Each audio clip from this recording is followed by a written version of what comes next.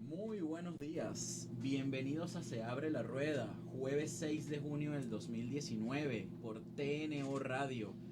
Presentamos en la dirección general al señor Rafael Casela, Ingeniería y Sistemas Antonio Calderón, Coordinación de Sistemas Carolyn Méndez, Control Técnico Bárbara Caguán y Producción Bárbara Caguán. Con esto vamos al corte.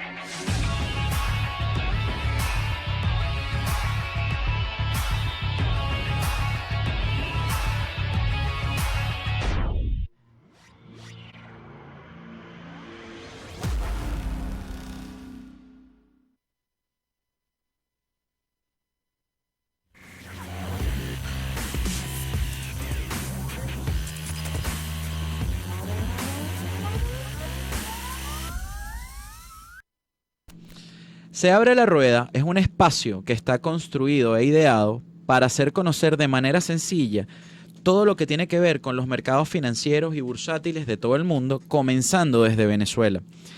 Hoy tenemos unos invitados de lujo por los cuales el editorial no tiene que ser muy largo, sino simple y llanamente decir, ¿existe realmente cultura petrolera en Venezuela? Los ciudadanos venezolanos todos conocemos lo básico sobre el petróleo. ¿Cómo nos impacta? ¿Cómo nos favorece? ¿Cómo nos desfavorece? ¿Somos realmente un país rico o somos un país pobre, rico en recursos?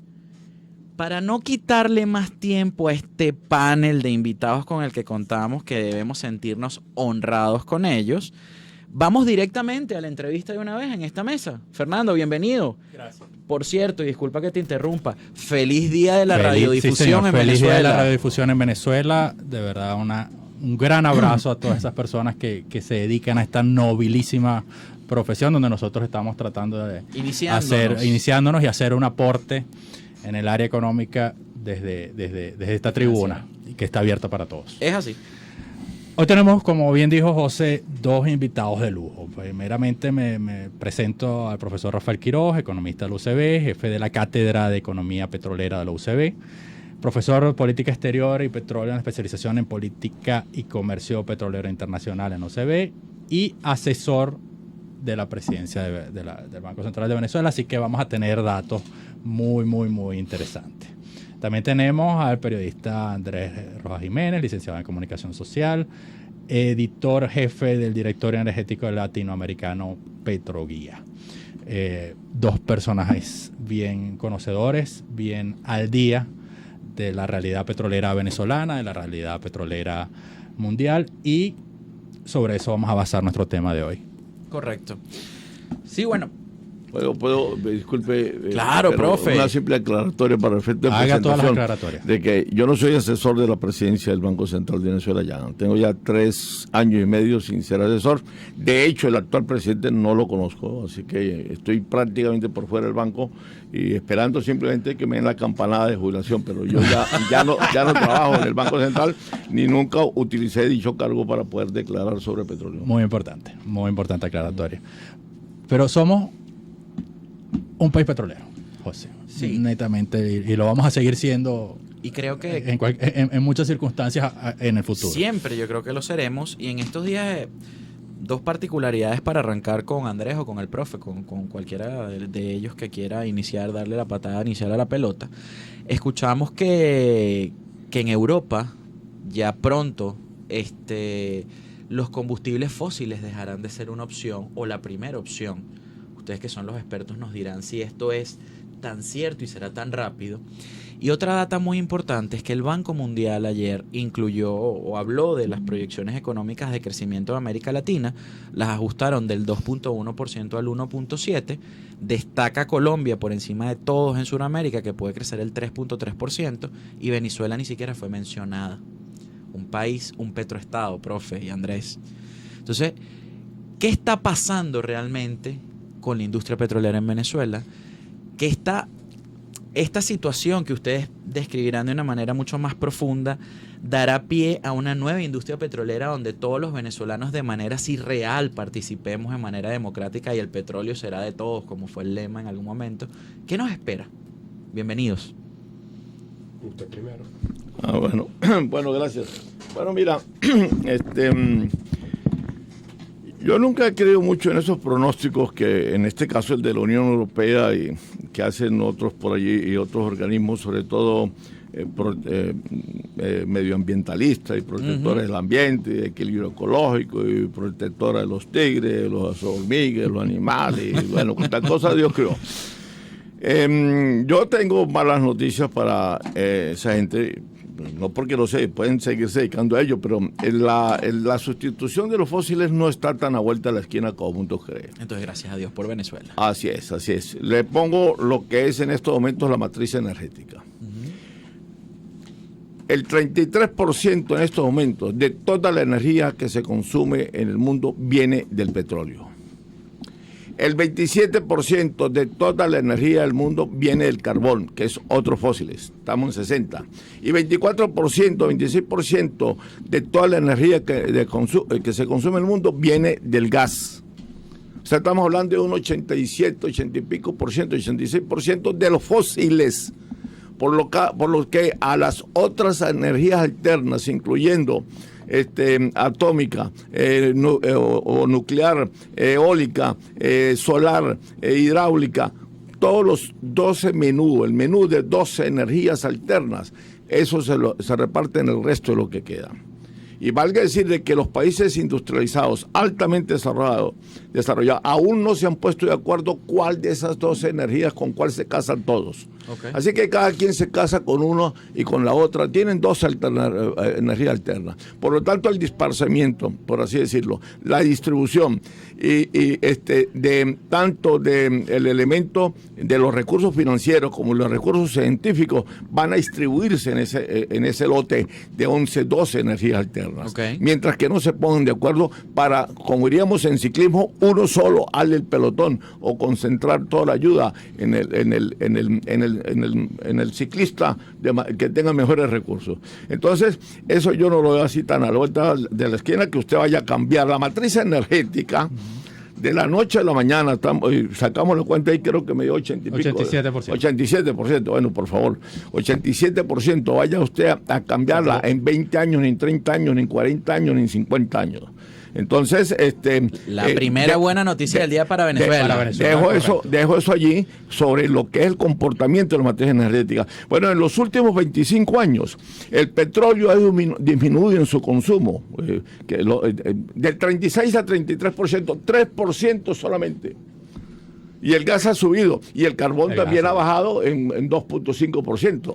O sea, estamos hablando de un periodo de 25 años, que fue el último ajuste de matriz energética que hizo, yo no recuerdo si fue Bloomberg o Reuters, uno de esas, la agencia Platts. La agencia Platts, que fue correcto, la última que hizo el estudio sobre la matriz energética. Y es una matriz, por supuesto, que controlamos en términos así numéricos y de porcentaje la mayoría de los que nos dedicamos al tema petrolero.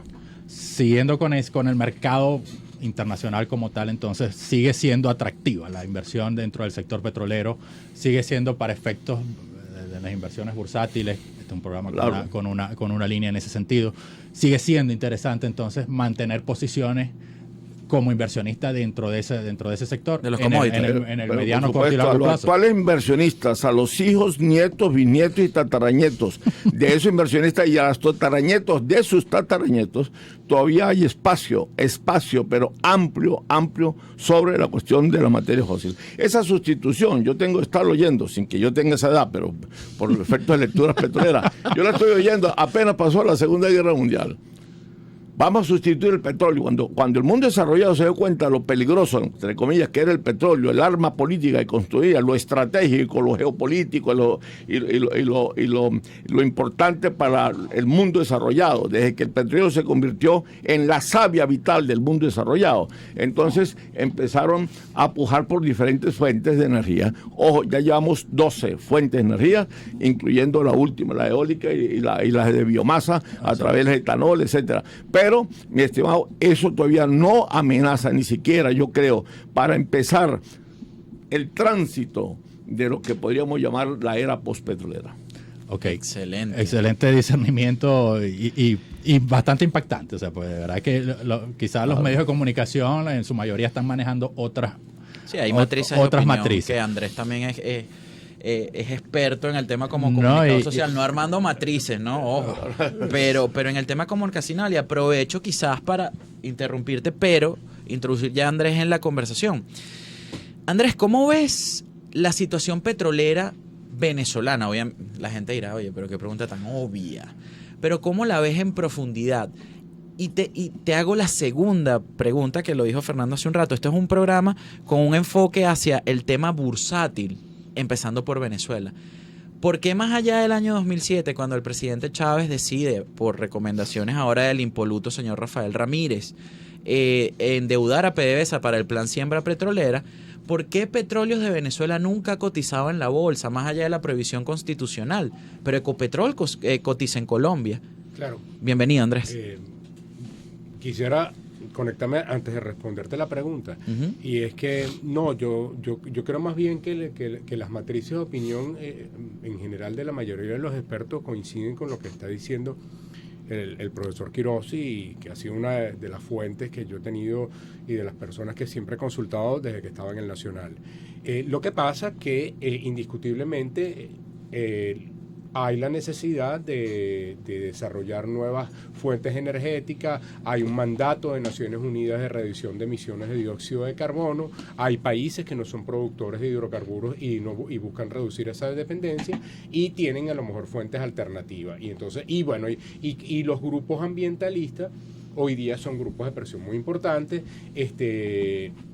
Hay una serie que pasa en Netflix, que yo la recomiendo muchísimo, que se llama Occupied, que es hecha en Noruega, que plantea mucho cómo un país petrolero como Noruega tiene ese dilema en ser país productor petrolero, gran exportador, sobre todo en Europa, pero sus ciudadanos son absolutamente ambientales y son preocupados por la reducción de dióxido de carbono. Entonces, en ese sentido, la mayoría de los gobiernos y las sociedades enfrentan ese dilema entre una industria como la petrolera y la necesidad de desarrollar otras fuentes energéticas. Pasando a tu pregunta, te diría que, bueno, para poder participar en el mercado bursátil tendría que... eso es un debate que aquí siempre ha existido sobre que sería una manera de privatizar, porque se le implicaría que los ciudadanos sean dueños de un pedacito de PDVSA. Democratizarla, entonces. Exacto. Fíjate que el caso de Ecopetrol o el caso de Petrobras se han abierto, y entonces incluso, como nosotros en Petroguía seguimos muy de cerca el caso colombiano, en Ecopetrol se tiene hasta determinado quiénes son esos pequeños accionistas. Entonces la mayoría, por cierto, están concentrados. No ha habido como una diversificación en toda la población, están como muy concentrados, quizás por el tema de la mayoría de población en las ciudades de Bogotá y Medellín. Okay. Y entonces aquí falta un tema de educación petrolera también, que obviamente en las dos grandes ciudades la tiene.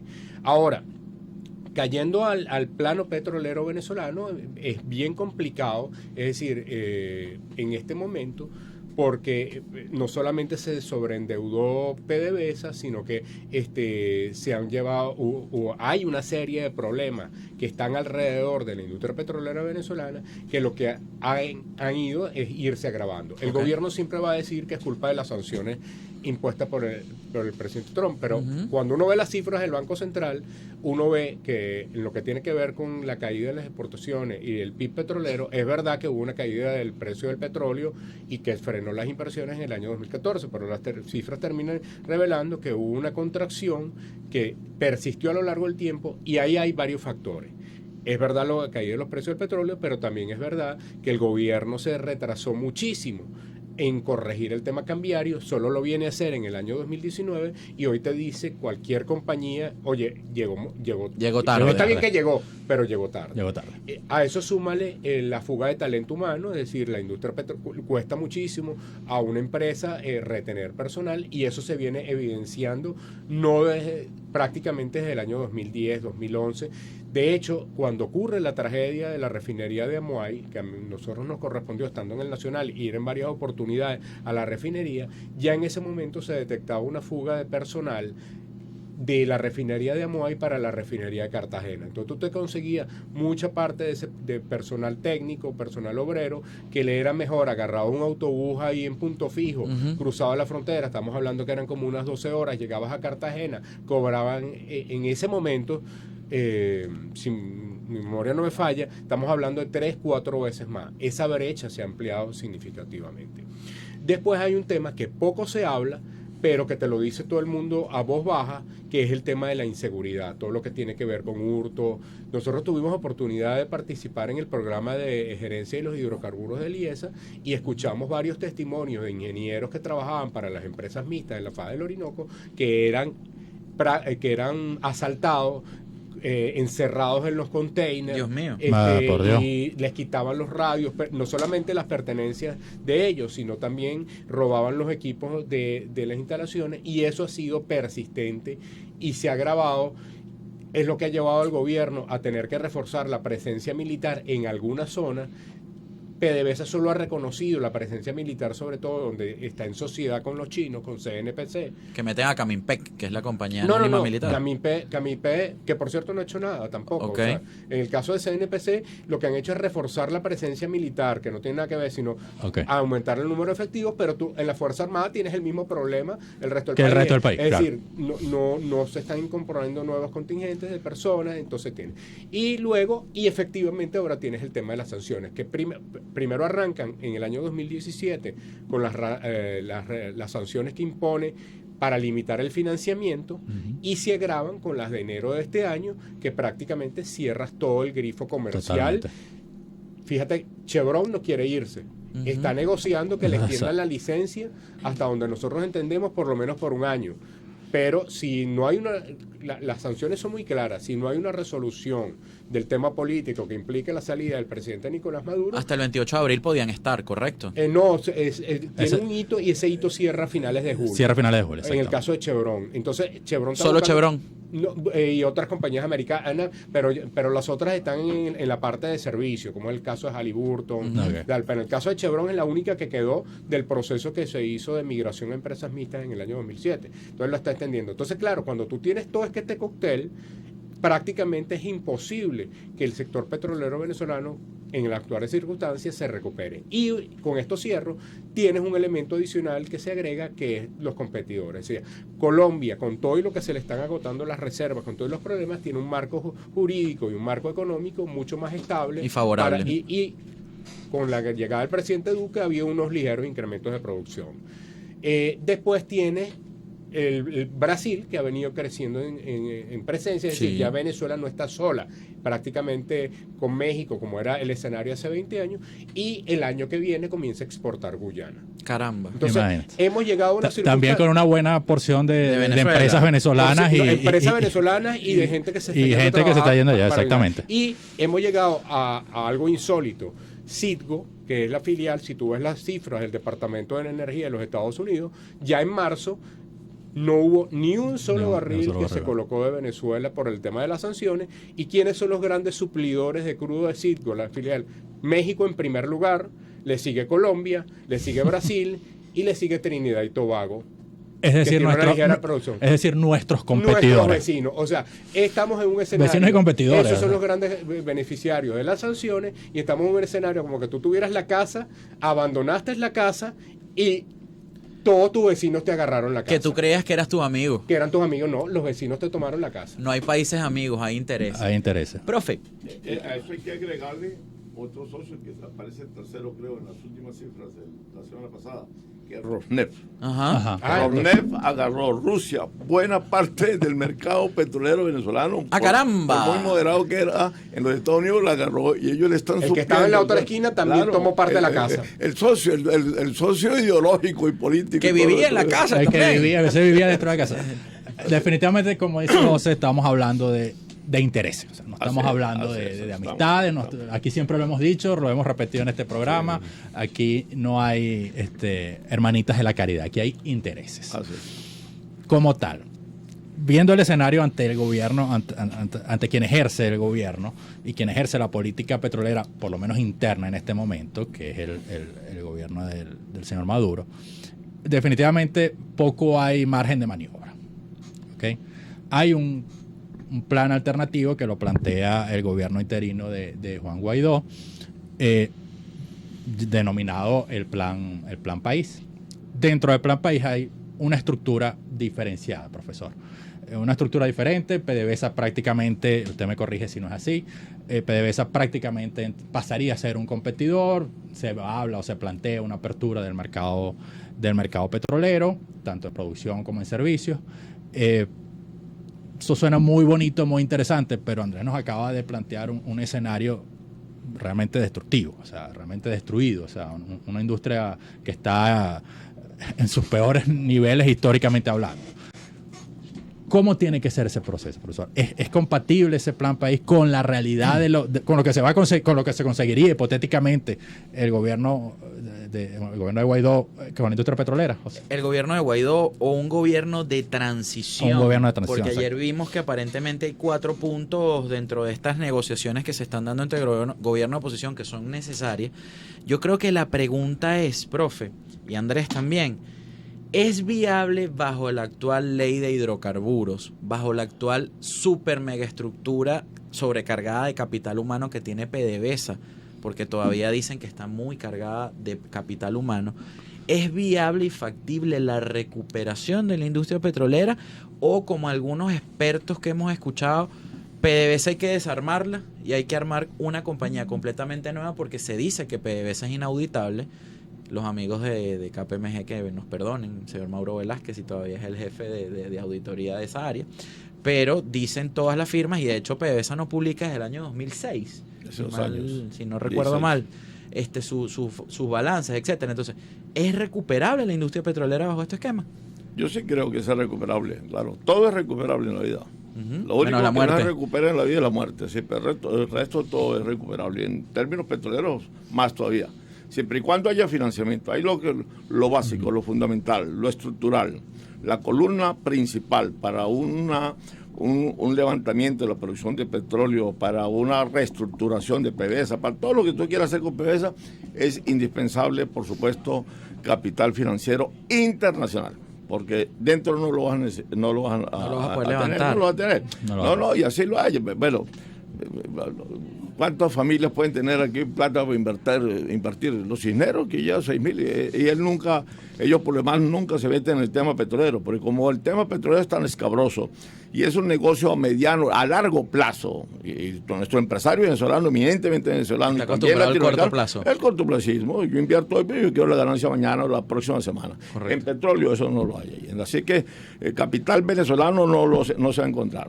Entonces, pero sí capital internacional, ¿cómo sé yo? Yo estoy seguro que vendrían corriendo, por supuesto ofreciéndole garantías jurídicas, con un directorio de PDVSA serio que conozca realmente la materia, con un presidente que no necesariamente tiene que ser militar, que conoce solamente de armas pero no conoce nada de petróleo. Bueno, con una cuestión bien estructurada, bien planificada, yo creo que perfectamente es recuperable, no hay que liquidarla. Es una proposición que había hecho nuestro extinto amigo ya fallecido Alberto Quiroz Corradi, que había que desaparecer. No hay que hacer cuentas nuevas. Pues si la estructura ya la tienes allí, pues la parte orgánica, estructural de la empresa, bueno, lo único que tienes que tú colocar gente en cada una de esas vicepresidencias, en cada uno de todos esos directorios, en cada una de esas gerencias de vicepresidencia, divisiones, etcétera, etcétera, gente que conozca el tema. Y aquí en Venezuela hay suficiente gente que conozca de ese tema. Correcto. La empresa PDVSA, bueno, Por supuesto, lo que dijo Andrés no solamente es cierto, sino más bien cuidado si queda corto, pero a mí me reportaron la semana pasada de PDVSA la nómina cerró en la última quincena en 57,000 personas. Una nómina que llegó a la cúspide paroxística, diríamos, de 147,000. Su punto histórico fue 147,000. Bueno, ahorita tenemos 57,000 para el cierre de esta quincena pasada. Bueno, desde luego, hay cualquier cantidad de gente que no conozca, nunca ha visto el petróleo, ni conoce petróleo, ni mucho menos. Ahí había unas nóminas abultadas innecesariamente solamente para pagar activistas políticos y traídos de otras empresas cuando se estatizó todo ese berenjenal de empresas, bueno, se estatizó con su nómina completa. Entonces, pero ha sido mucho la emigración última, en los últimos años, en los últimos tiempos, un éxodo tremendo que eso ha afectado para mí también, o ha influido en la caída de la producción, además de otras cosas. ¿Y cuánto sería la nómina óptima, digámoslo así, el nivel de pleno empleo para que PDVSA pase a ser, que por eso fue que se emitieron los bonos en el año 2007, el plan siembra petrolera, que se decía que ya en estos años deberíamos estar produciendo y exportando 10 millones de barriles diarios? ¿Cuánto sería el capital humano necesario? Bueno, PDVSA llegó a tener, previo a la llegada del presidente Chávez, llegó a tener una nómina por el orden de 30,000 personas, ¿no? Eso puede variar. Y recordemos que parte de, como decía el profesor Quiró, se incorporan, por un lado, el hecho de la estatización de todo lo que eran las asociaciones de la faja del Orinoco, de las empresas contratistas de servicios, todo lo que fue las estatizaciones de la costa oriental del lago, y a eso súmale cuando el presidente Chávez tuvo la idea, que fue uno de los grandes errores, el presidente Chávez corrigió a los 2 años, sin decirlo muy en voz alta, transfiriendo nuevamente esas empresas estatizadas a sus sectores originales, ¿no? Pero en algunos casos se cometieron errores, y me refiero al caso de Pedeval. Es decir, yo este caso, nosotros tenemos en la edición anual de Petroguía, que la llamamos América Latina Política y Petróleo, porque en toda la región el tema petrolero es candela, y estamos parafraseando la frase de Rómulo, pero está en la América Latina. Es como en el caso venezolano, se estatizó la empresa. Se vendió, porque eso fue más que una transacción, fue una venta, Bulgaris y Peter, que se hizo allí en el Salón Simón Bolívar. Llegaron los dueños de Aceites Diana, el aceite comestible Diana, se lo vendieron a PDVSA lo compró, y llegamos a exacerbar eso, que el emblema de Dianita, del aceite Diana, pasó a ser una figura de la revolución, y en la campaña gráfica de PDVSA aparecía como una niña que era de la oligarquía, y creció, y hasta le cambiaron el pañal era blanco y se lo pusieron rojo. Es decir, esto lo ilustro porque llegamos a esos niveles de exageración, y eso fue nómina, dinero que se recuperó, y por supuesto corrupción. No, y parte del tema de la supuesta emisión de bonos, porque esa emisión de bonos se hace con altos precios del petróleo. Correcto. Correctísimo. Resultó incomprensible. Entonces, era incomprensible. Entonces, claro, parte de ese dinero, entre lo que entró en ingresos petroleros y esta deuda, fue no se aumentó la producción, se tuvieron que pagar esas estaciones, se tuvieron que pagar todas estas cosas exageradas, hasta de cambiarle el pañal a la niñita, y bueno, y corrupción. No se hizo inversión. No, se desfiguró el objetivo central de lo que es cualquier empresa petrolera. Bueno, hay una frase del presidente Chávez que él decía: a PDVSA hay que pedirle de todo, y entonces y esa era su concepción. Es decir, yo creo que él murió creyendo en eso, porque el petróleo era de todos. Porque el petróleo, pero además era esa visión, ¿no? Y se hicieron cosas realmente erradas. Entonces, cuando uno lee los artículos de opinión, hay uno de Rafael Ramírez que publicó en su portal, y nosotros... Impoluto ahora, ¿no? Entonces, en la quiebra de PDVSA, cuando tú ves eso, pareciera como que la debacle arrancó después de que él. él se fue. Claro. Entró Eulogio del Pino, Nelson Martínez, y se ha grabado con el general Quevedo. Exacto. Qué bueno lo que estás diciendo, Andrés, pero sabes que también hemos escuchado, y creo que el presidente Chávez fue un catalizador de esto, que la PDVSA anterior, la PDVSA Azul, era como una especie de Vaticano dentro de Venezuela, porque era muy complicado el que el ciudadano común entrase a trabajar en PDVSA, porque era como un esquema incluso hasta monárquico. Mira, se iba mi papá y quedaba yo. Conozco el caso de un marino mercante que fue el primero en su promoción en la Escuela Náutica de Venezuela, ya extinta también, otro de los errores, y no pudo ni siquiera hacer la pasantía en PDV Marina porque su papá no era miembro de la directiva. Y es un caso que conozco directamente. Lo voy a decir abiertamente, es mi hermano. Fíjate, mi papá no era director de PDVSA. Entonces, esos errores, si es que existieron, más allá de lo que yo puedo decir como una anécdota, no nos trajeron a esto.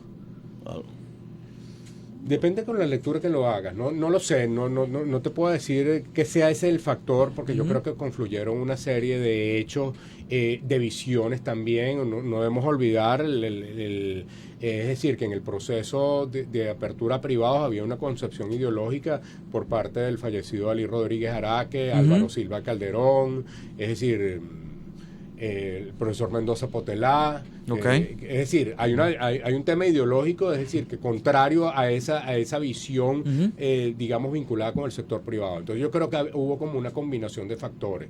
Es decir, pero más allá del tema de la nómina, aquí hay mientras tú ves que una cantidad de compañías están migrando a ser compañías energéticas para buscar otras fuentes, etcétera. El caso de PDVSA migró a convertirse en, yo no sé si fue usted, Tutti Frutti, que usted utilizó, el profesor Quiroz utilizó la denominación de compañía Tutti Frutti. Pero, es decir, la gente se reía, es decir, pero ¿cómo es eso que PDVSA también produce aceite comestible y produce? O sea, es más, todavía, por lo menos hasta la data del año 2016, en los activos de PDVSA todavía parecen reflejados tener granjas lecheras. Correcto. Porque vale la pena decir que PDVSA fue también una compañía lechera. Es decir, dentro de esa locura pusieron a PDVSA a producir... hasta el modelo. O sea, y quiero agregar un punto que olvidé en mi anterior intervención. Cuando tú hablas sobre el tema de qué hacer, creo que es pertinente porque ahorita ese es el debate que ha planteado la oposición. Totalmente. Es decir, si se va a una nueva ley de hidrocarburos, si no hace falta, etcétera. Si tú ves la posición de los gremios, como el caso de la Cámara Petrolera de Venezuela, que ahorita tiene un nuevo presidente que, por cierto, está dando entrevistas y está abierto a la opinión pública, como es Reinaldo Quintero, o el caso de la posición de la Asociación Venezolana de Hidrocarburos, que es más bajo perfil, ambas coinciden en que se puede llevar adelante un proceso de recuperación sin que en el corto plazo tú necesites una reforma legal. Okay. Exacto. Esa es una visión. Pero está la otra visión que surge a partir del libro que presenta Leopoldo López en combinación con Gustavo Vaquero, que fue asesor, ha sido asesor,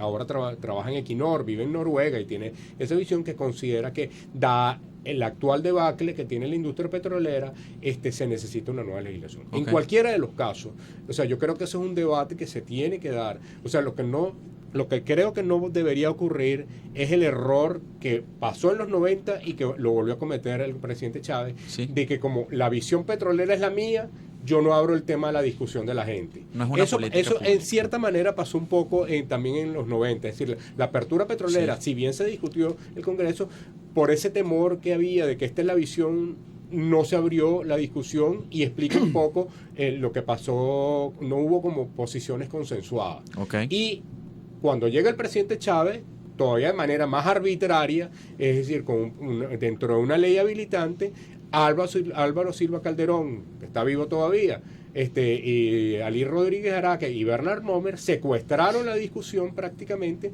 impulsaron una ley y nunca la sometieron a la discusión pública. Sobre todo la gente que conoce como ustedes que debieron haber estado en eso. No, yo, porque yo soy, o sea, mi rol es periodista, yo siempre, es decir, uno conoce de la materia porque se mete, pero yo creo que tiene que estar gente, por ejemplo, dentro del mundo de la ingeniería, dentro del mundo de la economía, finanza, el tema ambiental, tiene que estar las comunidades, es decir, son procesos quizás más engorrosos, pero creo que si se hubiese hecho de esa manera, hubiese salido un proyecto legal donde no tuviera tantas resistencias, como si tuvo la del 2001 o como tuvo el problema de la apertura. Entonces creo que ahorita que se está llevando adelante esta discusión, no se debe incurrir en el mismo error de que sea una ley absolutamente cerrada o que sea una discusión que sea cerrada y de la noche a la mañana amanezcamos con un proyecto y que eso genera, por cierto, dudas en los inversionistas. Sí, Así, a ese punto queríamos ir.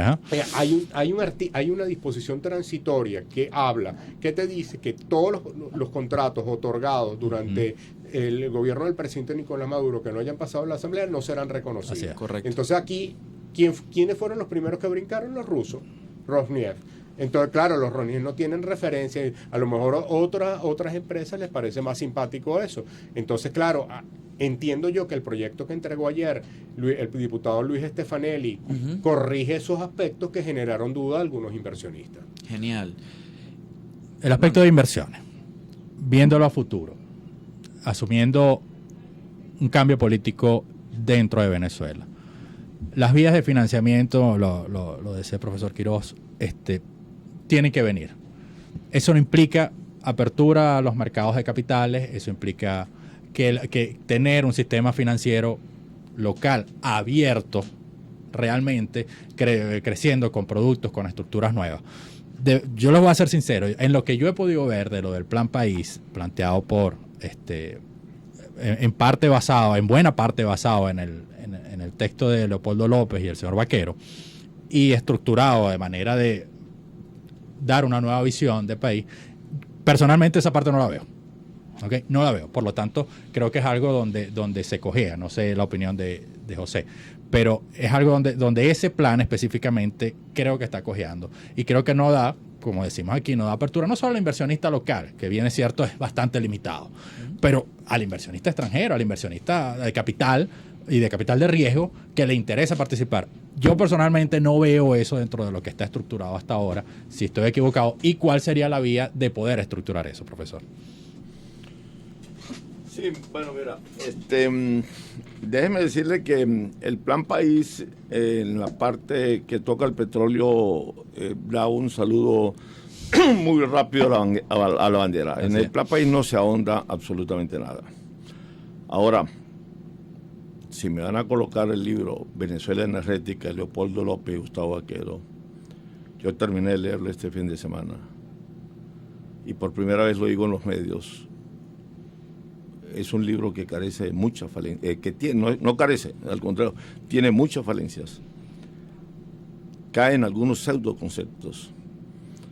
Evita y torea un poco algunas categorías de la economía petrolera. Y plantea prácticamente la distribución del 50% de los ingresos petroleros para el resto de la población mayor de 50 años. Es lo que yo voy a llamar a partir de ahora, de este programa. Tu vaso. La privatización del ingreso petrolero, que es algo tan peor o tan dañino como la privatización misma de la industria petrolera. La privatización del ingreso petrolero. Yo voy ayer, hablando con un director de estas páginas interesantes que hay digitalizadas, yo voy a dedicarle un hexágono de artículos a ese libro, pero a mí no me pasa, no trago ese libro bajo ninguna. Empezando porque una de las falencias más notables, en la página 83, Leopoldo López y Vaquero establecen una maqueta, un cuadro de producción petrolera de la OPEP, que se titula lo siguientes: estas eran las cuotas de producción de la OPEP para 1973. Yo le digo a los dos compañeros, en 1973 no habían cuotas de la OPEP. Página 83 del libro. El sistema de cuotas de la OPEP arranca en 1982. Quiere decir que los dos, incluyendo a Leopoldito, desconocen la historia de la OPEP. Si ustedes conocen la historia de la OPEP, 59 años, conoce parte de lo que es el mercado petrolero mundial. Entonces, ¿cómo va a arrancar usted ese cuadro partiendo de esa premisa para analizar el mercado petrolero mundial y más? Pues el análisis del resto está totalmente equivocado, porque parte de una premisa equivocada. Así es. Entonces, él o lo hace No creo que lo haga deliberadamente o lo hace por desconocimiento. Yo creo que lo hacen por desconocimiento. En el libro se nota ausencia de conocimiento sobre la Organización de Países Exportadores de Petróleo, que le guste o no le guste a quienes piensan como petróleo, como Leopoldo en el tema petrolero. Está presente desde el 14 de septiembre de 1960 hasta nuestros días. Esa es una de las fallas. Bueno, ¿y qué le hablo? Por supuesto, de lo que es el proceso de internacionalización de la industria petrolera. Eso es lo que narra allí Leopoldo, es sesgado y totalmente parcializado. Claro. Excelente lo que nos acaba de decir el profe. La radiografía es preocupante. O sea, no, en conclusión, para los oyentes, no vayan a tomar ese libro como referencia de lo que pudiera ser Venezuela, política y petróleo para los años 60. Hay, repito, toda una serie de omisiones, incluso de dislates del tema petrolero, que se ve que los dos, sobre todo Gustavo viniendo, bueno, lo que pasa es que el ingeniero petrolero, el problema de los ingenieros petroleros es que no estudian economía petrolera y no estudian política petrolera. Pero es más grave en el caso de Gustavo, que se ve que desconoce ciertos conceptos y ciertas categorías de economía petrolera. Y yo voy a mostrarlo en ese corrillo de 5 o 6 artículos que vamos a estar muy pendientes y vamos a estar leyendo. En las redes, nos los puede enviar para colocar en las redes sociales del programa. Por favor. Y este programa Petroguía, este programa tiene que tener una segunda, tercera, cuarta y quinta parte, y con la contraparte de aquellas personas que no estén de acuerdo con los planteamientos, ¿no? Con este tema, porque dentro del mismo gobierno, fíjate que coloco esto, pero dentro del mismo gobierno, sobre todo cuando se instaló la Asamblea Constituyente, hubo una propuesta, y eso lo hizo David Paravicini, que es el que coordina la mesa de energía, y era por un lado que lo que se había aprobado el presidente Chávez, de que la participación de PDVSA fuera del 60%, ya tuviera rango constitucional, y con un elemento adicional que después tuvo que ser matizado por PDVSA, y era que la ley de gas, que sí permite plena participación privada, se fuera a un esquema de empresa mixta. Esto lo digo porque cuando se convoca la constituyente, el sector de gas en Venezuela, muy a voz baja, venía disparado por el proyecto Cardón 4 de Repsol y Eni.